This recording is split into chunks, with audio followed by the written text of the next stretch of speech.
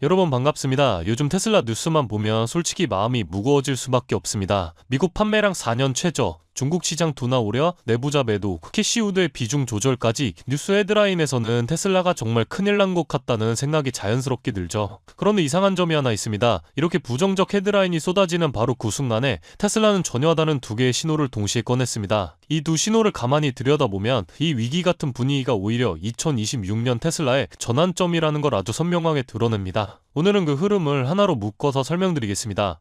최근 데이터를 보면 미국 판매량이 4년 만에 최저를 기록했습니다. 11월 판매량은 약 3만 9천 대로 전년 대비 무려 23% 감소됐습니다.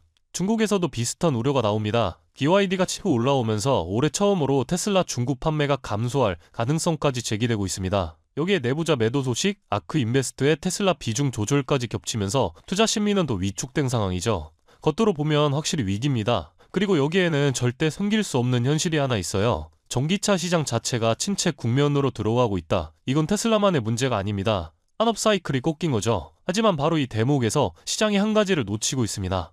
미국 판매량이 줄었다는 뉴스가 나온 바로 그 타이밍에 테슬라에서 완전히 반대 성격의 뉴스가 터졌습니다. FSD의 성능 지표가 4년 만에 처음으로 급등한 곳인데요. 핵심 개입까지의 평균 주행거리가 441마일에서 9,200마일로 20배 상승입니다. 이건 좀 나아졌다 수준이 아니고 기술 단계가 한 칸 위로 올라갔다는 신호입니다. 그래서 월가의 파이퍼 샌들러는 테슬라는 거의 무인자율주행 문턱까지 왔다고 평가했습니다. 이게 지금 중요한 내용인 게 지금 EV 판매는 빠질 수 있지만 만약 테슬라가 로보택시로 넘어간다면 매출 구조, 수익 모델, 기업 가치가 전부 바뀌게 됩니다. 전통적인 자동차 판매는 감소하는데 오히려 FSD와 로보택시 시장은 폭발적으로 커지는 구간에 들어간 거죠. 즉 위기처럼 보이는 건 과거 테슬라고 반전의 신호는 미래 테슬라인 겁니다. 여기에 또 하나의 사건이 더해집니다. 웨이모가 완전 무인주행 1억 마일을 달성하면서 테슬라의 기술력에 의문이 제기되자 머스크가 바로 반격에 나섰습니다. 테슬라는 웨이모에게 애초에 기회조차 없다 전하며 오스틴에서 3주 안에 안전요원 없는 로보택시를 시작하겠다고 선언했습니다. 이건 단순한 자존심 경쟁이 아니에요.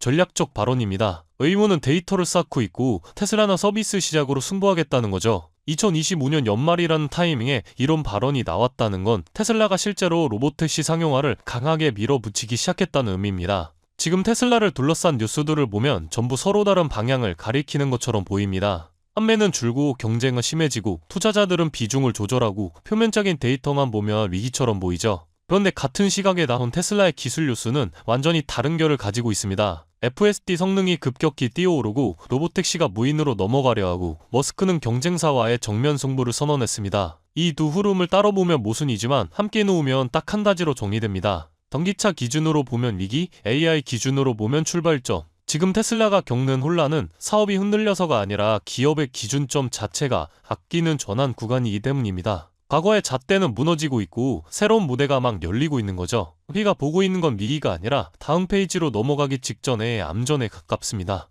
그렇다면 여러분들은 지금 주식 시장에서 수익을 내고 계신가요? 우리는 어떻게 해야 이런 불확실한 시장 속에서도 안정적으로 큰 수익을 얻어갈 수 있을까요? 눈에 띄는 대장주 M7 같은 종목들은 이미 너무 많이 상승한 뒤이기 때문에 앞으로는 진짜 큰 돈을 벌기 쉽지 않습니다. 진짜 기회는 그 대장주들 뒤에서 움직이는 수혜 종목에서 발생하는데요. 이런 종목들은 시가총액이 작기 때문에 비교적 소액으로도 접근이 가능하고 리스크 관리 또한 용이하죠. 즉 적은 자금으로도 큰 수익을 노릴 수 있는 구조입니다. 그런데 지금 시장을 움직이는 가장 큰 힘은 단순히 금리나 유동성이 아닙니다. 바로 미중 무역전쟁의 임합, 전략자원 전쟁이 시작됐기 때문이에요. 중국이 반도체에 이어 히토류 수출을 통제하기 시작했고 미국은 이에 맞서 자국 내 히토류 생산 라인을 재건에 나섰습니다. 단순히 정치적 갈등을 넘어서 AI, 전기차, 방위산업까지 직결된 신냉전형 공급망 전쟁입니다. 가장 대표적으로 눈에 띄었던 건 바로 히토류 전쟁의 중심에 선 MP 머티리얼스 티커였습니다. 미국 국방부와의 공급 계약이 발표되자 3개월 만에 주가가 6배 이상 폭등했고 거래량은 평소에 10배 이상 터졌어요. 1,000만 원만 넣었어도 6천만 원.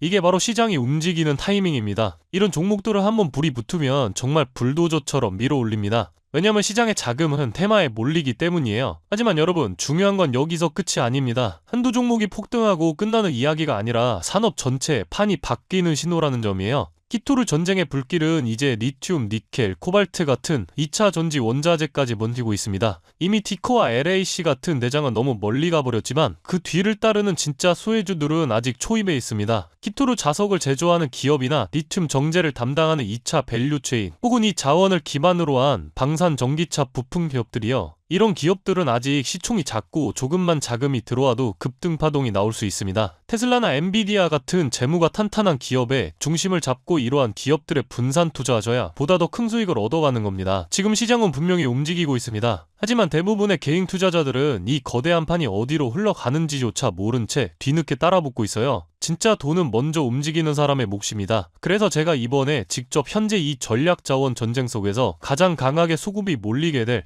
핵심 수혜 섹터와 종목 리스트를 정리해뒀습니다. 실제로 기관 자금이 들어오는 타이밍과 정부 정책 방향, 글로벌 공급망 재편 흐름까지 데이터 기반으로 정리된 PDF 자료예요. 이러한 정보도 소중한 제 구독자분들과 끝까지 영상 시청해주신 분들께만 오픈해드리도록 하겠습니다. 참여 방법은 간단합니다. 영상 아래 더보기란을 클릭하시면 파란색 링크가 하나 보이실 겁니다. 간단한 설문조사 진행해두시고 전송 버튼까지 눌러주시면 확인 후에 순차적으로 자료를 전달드리겠습니다. 절대로 금전 요구나 무조건적인 투자 권유 또한 하지 않습니다. 여러분이 시장에서 안정적으로 수익을 만들어 가시길 바라는 마음으로 준비한 자료들이에요. 꾹 가볍게 참고하시고 시장의 흐름을 직접 관망하셔도 좋습니다. 시장은 언제나 먼저 보는 사람, 먼저 움직이는 사람이 이깁니다. 지금 우리가 보고 있는 건 단순한 주가 상승이 아니라 글로벌 머니의 방향 전환이에요. 이 기회를 놓치면 다음 사이클이 올 때까지 또 몇 년을 기다려야 할지도 모릅니다. 영상이 도움되셨다면 좋아요와 구독 버튼 눌러주시고 저는 다음 영상에서 뵙도록 하겠습니다.